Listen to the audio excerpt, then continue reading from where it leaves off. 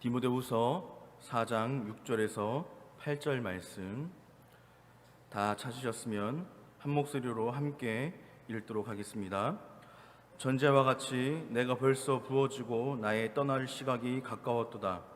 나는 선한 싸움을 싸우고 나의 달려갈 길을 마치고 믿음을 지켰으니 이제 후로는 나를 위하여 의의 면류관이 예비되었으므로 주 곧 의로우신 재판장이 그날에 내게 주실 것이며 내게만 아니라 주의 나타나심을 사모하는 모든 자에게 도니라.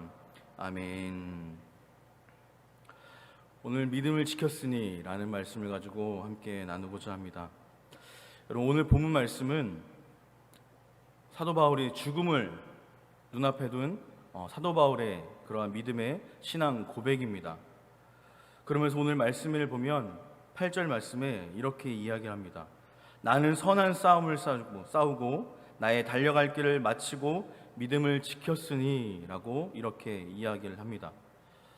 이 모습을 볼 때에 사도 바울은 하나님 앞에서 그리고 많은 성도들 앞에서 나의 모습이, 나의 삶이, 나의 신앙이 절대로 부끄럽지 않았음을, 또 살아오면서 나의 삶에 후회가 없음을 고백할 수 있는 그런 삶의 고백임을 우리는 발견할 수 있습니다.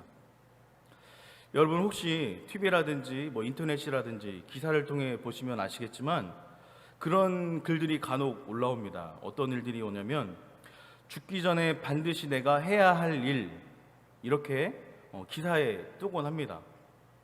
그래도 저도 예전에는 과연 나는 내가 죽기 전에 무엇을 해야 될까라는 리스트를 작성해 보기도 저도 해봤거든요. 이렇게 사람들은 내가 죽기 전에 뭔가를 꼭 해야 할 일, 이런 걸 영어로 이제 버킷리스트라고 이렇게 이야기를 하거든요. 그러면서 내가 죽기 전에 반드시 이거는 꼭 해내고 말겠다라는 거죠.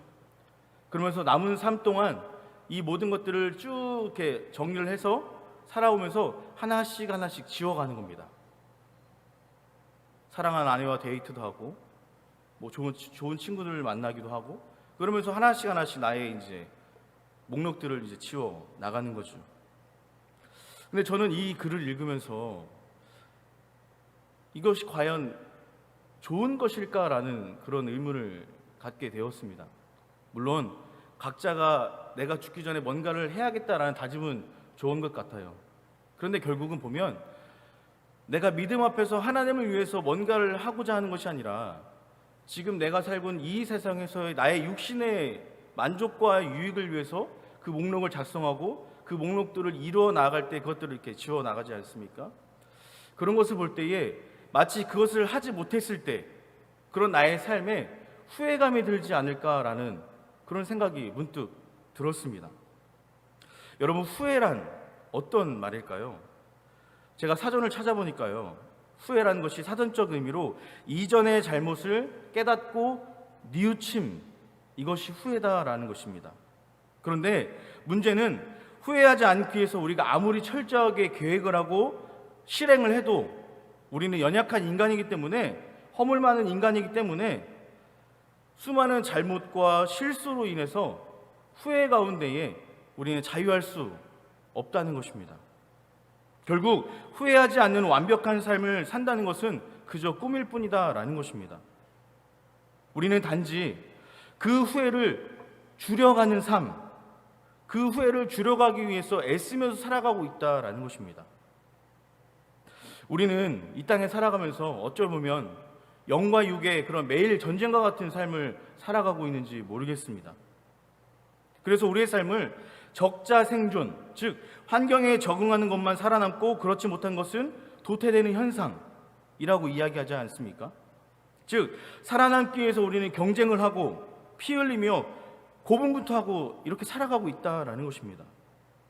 사랑하는 여러분, 그렇다면 우리가 이처럼 이렇게 치열하게 살아가면 절대 후회할 일이 없을까요? 아닙니다.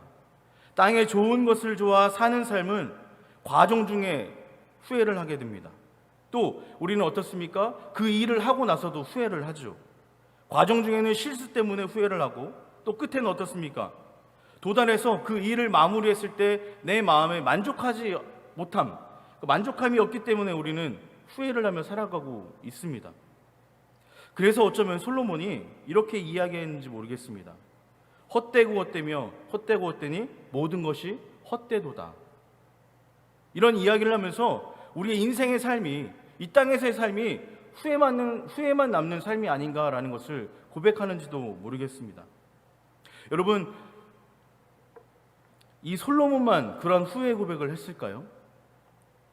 아브라함은요, 가나안 땅에 흉년이 들어서 애굽으로 피난을 갔었습니다. 근데 애굽으로 피해 갔더니 오히려 가나안 땅보다 더 큰 어려움을 겪게 된 거죠. 그랬을 때에 이 아브라함은 어떤 생각을 했을까요?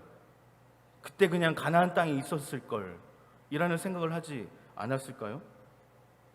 하나님께서 모세에게 반석을 명하여 물을 내라고 명하셨음에도 불구하고 모세는 죄를 짓는 백성들을 보면서 본인의 그 혈기를 참지 못했습니다.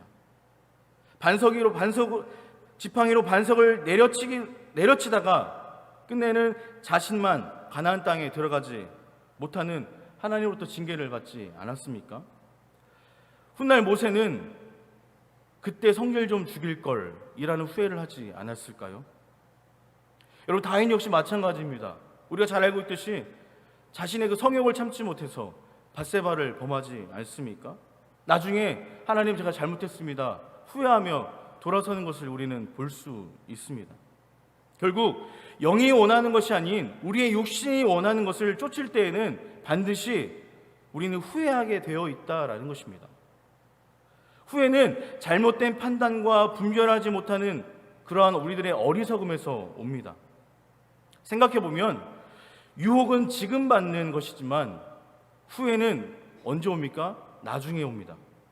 그렇기 때문에 우리가 나중에 후회하지 않기 위해서는 지금의 유혹을 어떻게 해야 돼요? 이겨내야 된다라는 것입니다. 그러나 사람들은 어떻습니까? 지금 눈앞에 펼쳐진 그 유혹이 달콤하고 그 유혹이 정신이 팔려서 나중에 받을 그 쓴맛을 우리는 잊어버린 채 거기에 쫓아 살아간다라는 것입니다. 결국 뒤늦은 후회만 있을 뿐이다라는 겁니다. 그래서 우리는 어떻습니까? 매번 아차, 내가 왜 그랬을까? 그때 그러지 말았을 걸.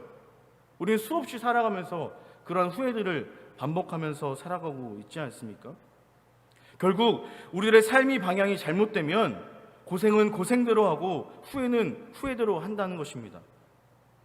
그래서 지혜로운 사람은 후회하기 전에 올바른 선택을 하지만 어리석은 사람은 그릇된 선택으로 늘 후회를 반복하며 살아갑니다. 오늘 이 말씀을 묵상하면서 바울이 문득 떠올랐습니다. 과연 이 바울은 죽음 앞에서 후회를 했을까라는 것입니다. 놀라운 것은 여러분들도 오늘 본문 말씀을 읽어보셔서 아시겠지만 바울 자신 인생의 마지막 순간에도 후회를 하기보다는 오히려 자신의 믿음을 당당하게 고백했다는 것입니다. 제가 서론에서도 언급을 했지만 오늘 본문 말씀은 죽음을 앞에 둔 바울의 믿음의 고백입니다. 다시 한번 오늘 본문 말씀을 읽어보면 전제와 같이 내가 벌써부터 부어지고 나의 떠날 시각이 가까웠도다.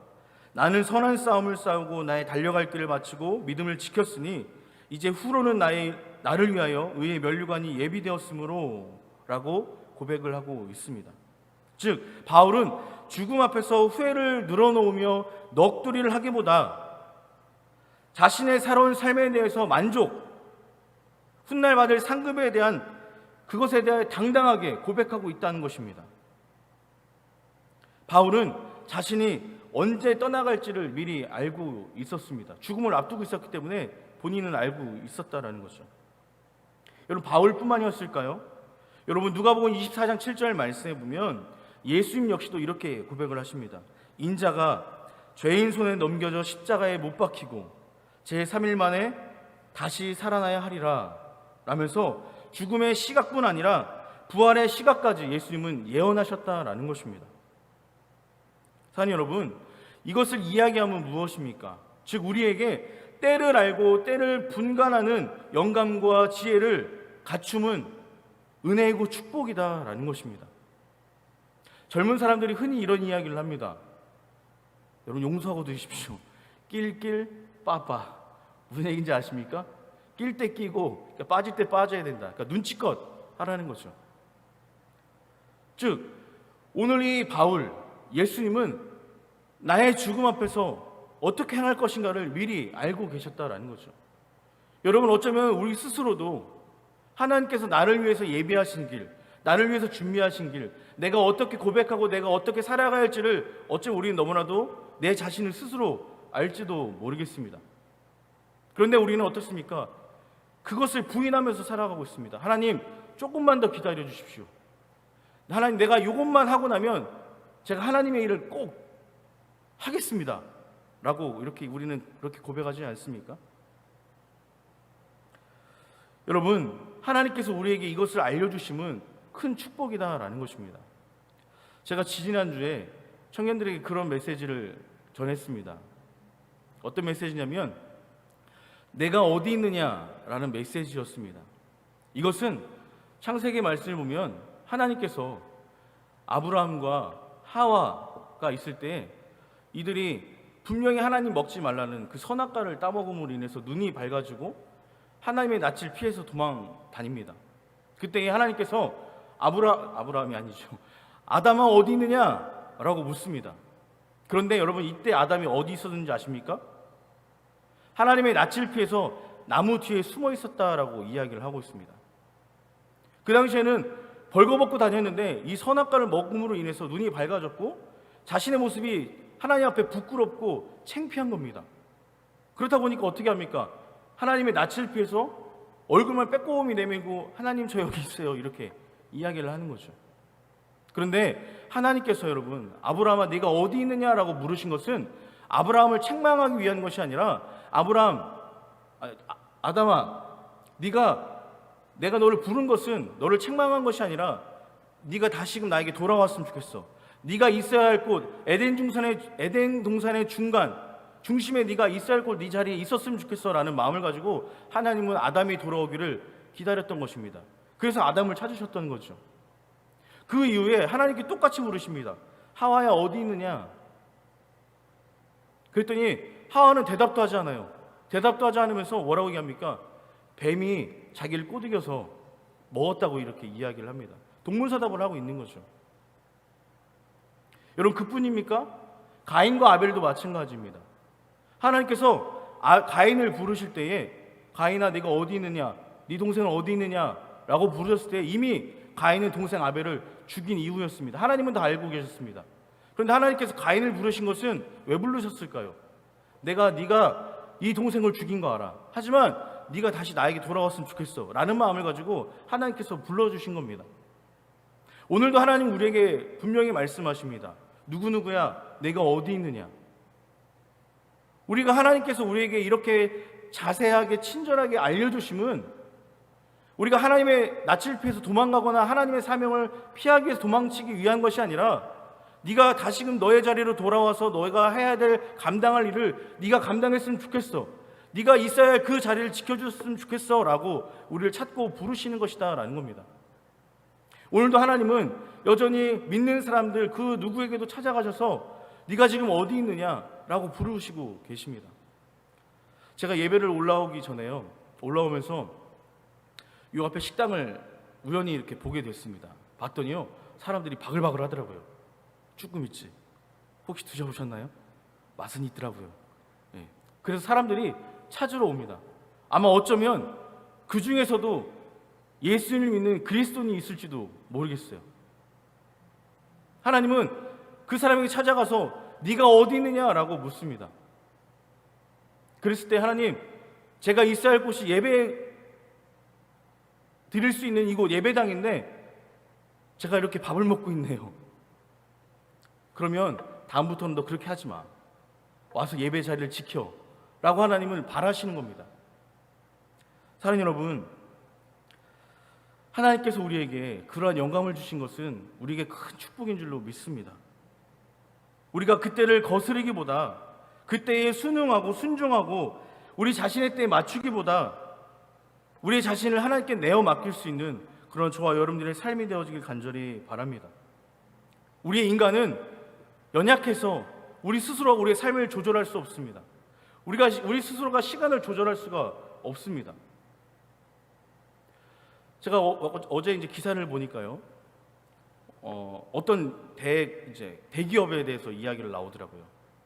근데 그 기업이요, 굉장히 잘 나가던 기업이었습니다. 근데 아들이 이제 승계를 받고 나서 이제 욕심이 생긴 겁니다. 여기도 투자하고 저기도 투자하고. 그러다가 투자가 이제 막 잘 안 됐어요. 그러다 보니까 이 회사가, 계열사가요, 다 외국 계열로 다 흩어지게 된 거죠. 결국 이 회사가 여러분 사라지게 된 겁니다. 그것을 볼 때에 아무리 돈이 많고 내가 돈이 많아서 이 모든 것을 지휘할 수 있는다 할지라도 그것은 한번 하나님께서 한번 흩으시면 걷잡을 수 없이 바닥까지도 친다라는 것을 저는 그 기사를 보면서 깨닫게 되었습니다. 결코 우리의 삶은 내가 가진 물질이 내 것이 아니다라는 것을 깨닫게 되었다라는 것입니다.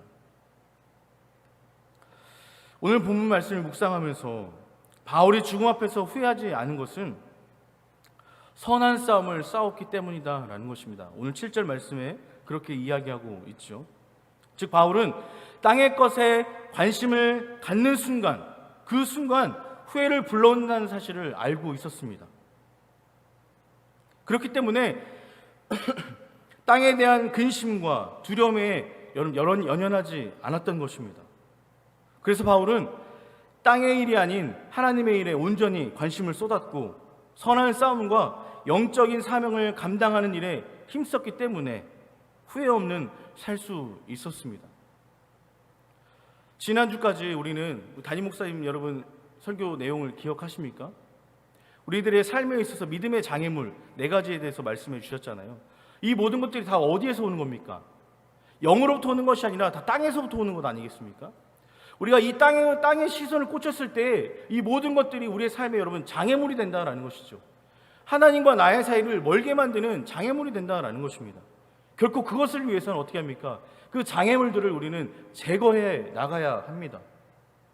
훗날 우리가 죽음 앞에 섰을 때에, 여러분 우리가 죽음 앞에 섰을 때에 후회하지 않으려면 땅의 것에 열심을 내는 것이 아니라 여러분 어디에 열심을 내야 됩니까?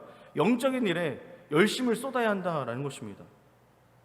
육신의 것은 변하고 땅의 것은 소멸합니다. 변함과 소멸은 결국 무엇을 가져다 줍니까? 후회를 가져다 줍니다. 우리가 이 땅에서 여러분 가진들 얼마나 가지겠습니까? 우리가 높아진들 얼마나 높아지겠습니까? 여러분 코로나가 우리에게 주는 교훈 역시도 땅의 것이 결코 영원하지 않다라는 것을 우리에게 보여주는 것 아니겠습니까? 잠시 왔다 가는 인생, 하나님의 영광을 위해서 여러분 쓰임받다가 훗날 멋진 유언과 아름다운 발자취를 남기고 아름다운 삶을 살아가는 것, 여러분 얼마나 귀하고 아름답겠습니까? 바울은 이러한 삶을 살았다는 것입니다. 바울은 스스로 나의 달려갈 길을 마쳤다라고 고백하고 있습니다. 자신의 끝점을 아는 것은 여러분 대단한 지혜입니다. 오늘날 우리는 끝점을 알지 못하는 그런 어리석음, 끝점을 연장시키려는 욕심에 사로잡혀 살아가고 있습니다.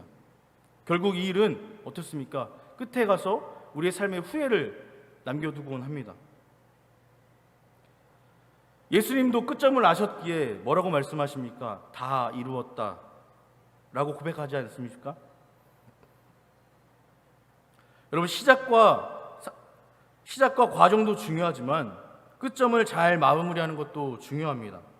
그래서 뒷모습이 아름다운 사람이 아름다운 사람이다라는 이야기입니다. 끝이란 무엇입니까? 우리 자신의 한계를 깨닫는 것입니다. 그래서 나는 여기까지라고 고백할 수 있음이 매우 중요한 것입니다. 우리 스스로가 내가 여기까지인 것을 알면서도 불구하고 그 한계를 뛰어넘으려고 할 때 우리는 어떻게 해야 됩니까? 무리하게 됩니다. 무리를 할 때 나중에는 후회를 남기게 됩니다. 그래서 이 바울은 그 후회를 하지 않으려고 오늘 말씀을 통해서 나는 마쳤다라고 마침표를 찍는 것입니다. 그렇다면 과정 중에 최선을 다하는 것도 중요하고 과정 중에 매 순간순간 긴장감에 있게 자신을 살펴야 합니다.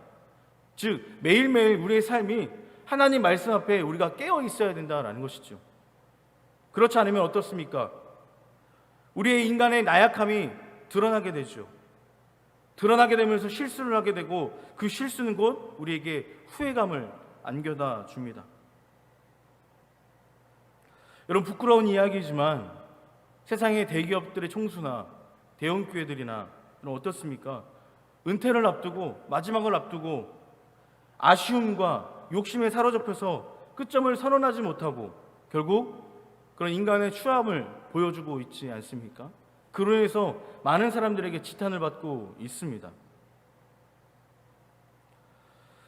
여러분, 끝점을 잘 마무리할 줄 아는 사람이 끝점에 서서 이어지는 새로운 시작점에서 멋지게 다시 시작할 수 있다라는 것입니다. 여러분, 우리는 흔히 인생을 60, 70부터라고 이야기를 합니다. 그것은 무엇입니까? 나의 인생이 59세 혹은 69세에 아름답게 마무리 지었다라는 것입니다.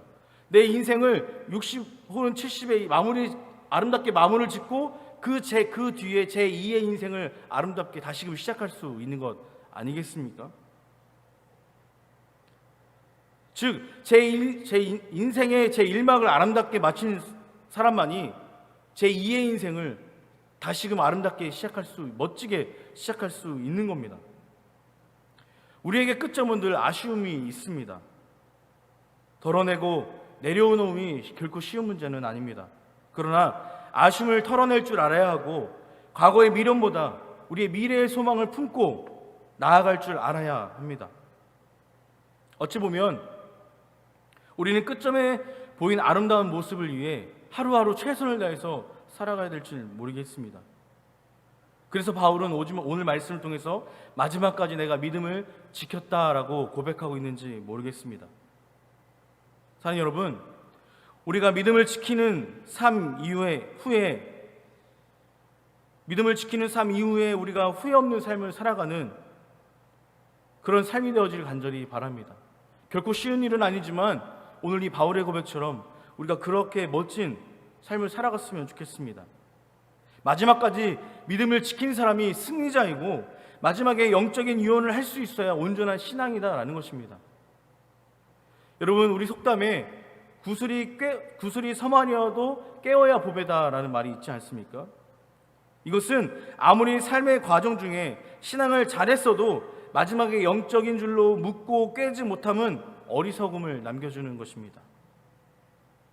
바울이 이처럼 죽음 앞에서 당당할 수 있었던 것은 믿음을 끝까지 지켰기 때문입니다.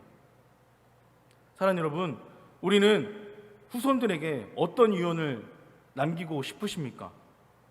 후회와 넋두리만 남기시겠습니까? 아니면 오늘 이 바울처럼 당당하게 후손들에게, 자손들에게 내 믿음을 다했다라고 여러분 자신 있게 말할 수 있으십니까? 아니면 우리 교회 안에서 나는 이렇게 믿음을 지켰어 라고 여러분 당당하게 고백하실 수 있으십니까? 어쩌면 우리는 이 한마디 믿음의 유언을 남기기 위해서 이렇게 최선을 다해서 하나님을 사랑하고 믿음 생활을 하고 있는지 모르겠습니다. 호랑이는 죽어가고 호랑이는 죽어 가죽을 남기고 사람은 죽어 이름을 남기지만 신앙인은 죽어 믿음의 고백을 남긴다는 사실을 여러분 우리가 잊지 않고 기억하면서 끝까지 우리 모두가 다 믿음의 완주를 할 수 있는 저와 여러분들의 삶이 되어지기를 간절히 바랍니다. 사랑하는 여러분, 아까도 말씀드렸지만 우리가 흔히 이 땅에서의 그 버킷리스트를 꼽는 것들, 즉 가고 싶은 곳, 먹고 싶은 것, 하고 싶은 것을 모든 것들을 결국 죽으면 끝이 나는 그것은 이 땅에서의 일이고 육적인 일에 불과합니다. 그리고 육적인 일은 반드시 후회를 남겨줍니다. 그러나 바울은 의의 면류관을 받고 천국에서 다시 시작하는 그 영생의 소망을 품고 있었기에 후회 없는 고백을 할 수 있었던 겁니다. 학교를 다닐 때 최선을 다해 공부하지 않은 사람은 나중에 후회를 남깁니다. 부부지간에도 배우자가 떠나면 이전에 곁에 있을 때 더 사랑하지 못한 것을 후회합니다. 또한 부모님들은 어떻습니까? 자식이 결혼해서 살림을 나면 이제는 만나고 싶어도 자주 만날 수 없기 때문에 또 품에 안에 있었을 때 더 잘해주지 못함에 그런 아쉬움이 있지 않습니까? 여러분, 자녀들도 마찬가지입니다. 부모님들이 돌아가신 후에 못다한 효도가 떠올라서 후회하지 않으려면 어떻게 해야 됩니까? 살아계실 때에 우리는 최선을 다해서 효도해야 된다라는 것입니다. 결국 이 이야기는 무엇입니까? 우리의 삶의 매 순간순간이 최선을 다해야 함을 이야기하는 것입니다. 그것이 공부든 사랑이든 효도든 후회 없는 그런 삶을 살아야 한다라는 것입니다. 저는 개인적으로 후회 없고 멋진 삶을 살고 싶습니다. 공항교회에서뿐만 아니라 앞으로 어느 교회를 가서든지라도 주님 앞에서 부끄럽지 않고 후회 없는 당당한 목회를 하고 싶습니다. 코로나로 인해서 잃어버린 시간을 더 멋지게 살아내고 싶습니다. 단순히 땅의 버킷리스트를 지어가는 육의 사람이 아니라 하나님으로부터 받은 그 허락받은 사명을 하나하나 감당함으로 바울처럼 후회 없는 영의 사람으로 살아가고 싶습니다. 오늘 말씀을 정리하면서 바라기는 우리 모든 성도님들 역시 하나님 앞에 섰을 때에 비굴하게 변명과 후회만 늘어놓는 패배자가 아니라 당당하게 멋진 신앙의 고백을 남길 수 있는 고백의 승리자의 삶을 살아가는 그런 삶이 되어지기를 간절히 바랍니다. 그러기 위해서 우리는 매 순간순간마다 최선을 다해서 살아가야 합니다. 그리고 그것이 나의 인간의 육적인 삶이 아니라 하나님께 향하는 우리의 시선이 되어야 될 줄로 믿습니다. 하나님께 영광을 돌리고 땅에서 보람을 갖는 복된 삶을 살아가는 저와 여러분들의 삶이 되어지기를 간절히 소원합니다.